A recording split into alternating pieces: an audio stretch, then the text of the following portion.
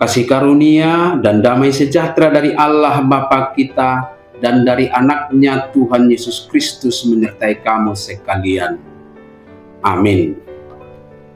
Shalom, saudara-saudari, sahabatku yang terkasih di dalam nama Tuhan Yesus. Firman Tuhan yang menyapa kita di awal minggu ini, hari Senin tanggal 2 Maret 2026, tertulis di dalam kitab Yehezkiel pasal 3 ayat 17. Mari sahabatku, kita simak dan renungkan firman Tuhan yang menjadi kekuatan dan inspirasi untuk menjalani hari ini. Demikian. Hai anak manusia, aku telah menetapkan engkau menjadi penjaga kaum Israel. Bila mana engkau mendengarkan sesuatu firman daripadaku, peringatkanlah mereka atas namaku.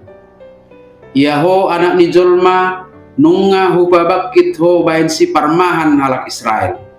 Di bahini, saitangi humahata naruar sian pamangakku, akasi patol hasommu palubada sida sianau.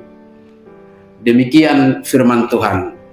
Sahabat renungan harian, saudara-saudariku di dalam nama Tuhan Yesus, pada zaman dahulu, seorang penjaga atau watchman berdiri di atas tembok kota atau menara tinggi.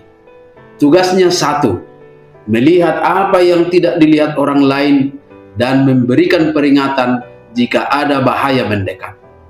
Secara rohani, demikianlah Tuhan Allah memberikan tugas kepada Yehezkiel, yaitu untuk menjadi penjaga menyelamatkan umatnya.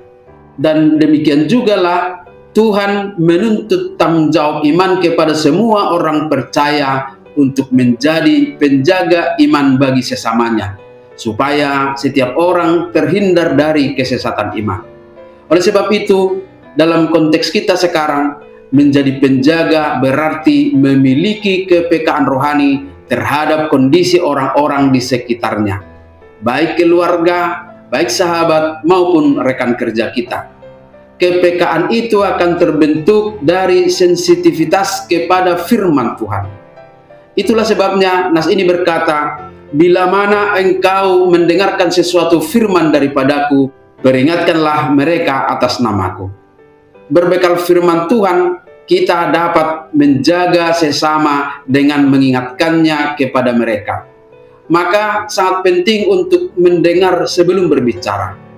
Yehezkiel harus mendengarkan firman dari Tuhan terlebih dahulu sebelum ia bisa memberikan peringatan.